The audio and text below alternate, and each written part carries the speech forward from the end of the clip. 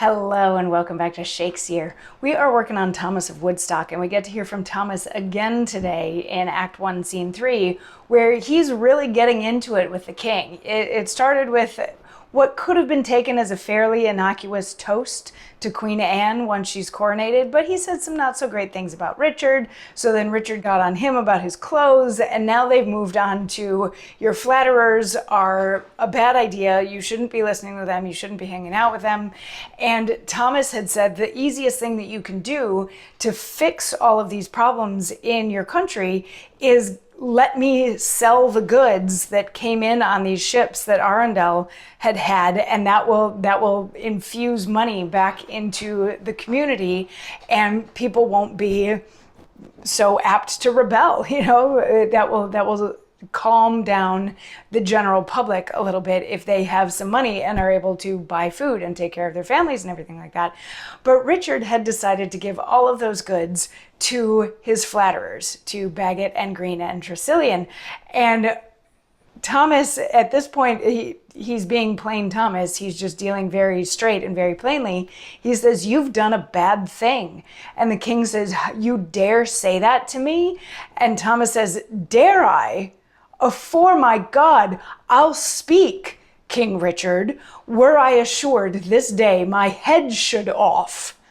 I tell ye, sir, my allegiance stands excused in justice of the cause. Ye have done ill. The sun of mercy never shine on me, but I speak truth. When warlike Arundel, beset at sea, fought for those wealthy prizes, he did with fame advance the English cross, still crying, 'Courage in King Richard's name.' For thee he won them, and do thou enjoy them. He'll fetch more honors home. But had he known that kites should have enjoyed the eagle's prize, the fraught had swum unto thine enemies." So Thomas starts out saying he's not going to be silenced. He will talk, he will speak his mind, he will call the king out on bad behavior, even if it means he's going to be executed today. And what he has to say is Arundel got all of those goods for the king. That was his purpose. That was his mission.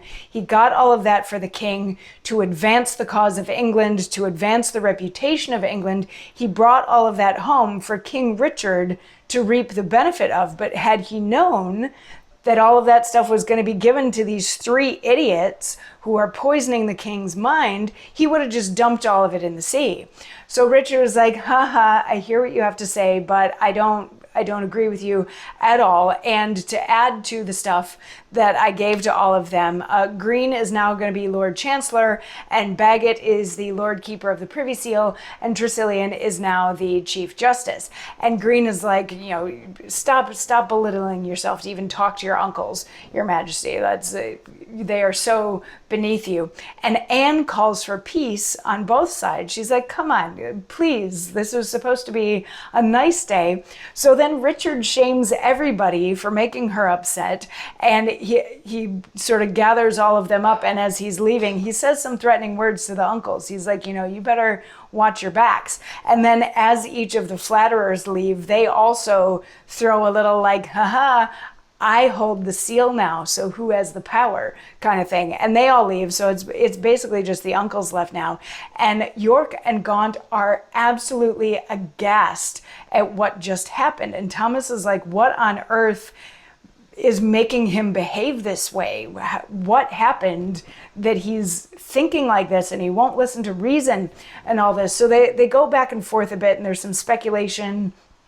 They don't come to any real great conclusions about why Richard is listening to them and not to them, and all of this, until Chaney comes in to say that a rebellion has started. The citizens of Kent and Essex have started a rebellion. And Thomas is like, well, shocker. He's been treating the people terribly. This is what was bound to happen. So, I guess, Richard, you're reaping what you sow now. If you treat your people horribly, they are going to rebel. But he also doesn't really know what to do about it, because Richard isn't acting in the country's best interest. So he can sympathize with the people of Kent and Essex, but he also kind of knows that you can't have a country where a rebellion is going on, that sort of thing. So like he's like, I don't know what to do in this case. And Gaunt is like, let's take up arms, let's squash this rebellion. And Thomas is going to respond in the form of a monologue that we will hear tomorrow. So I will see you then. Mwah.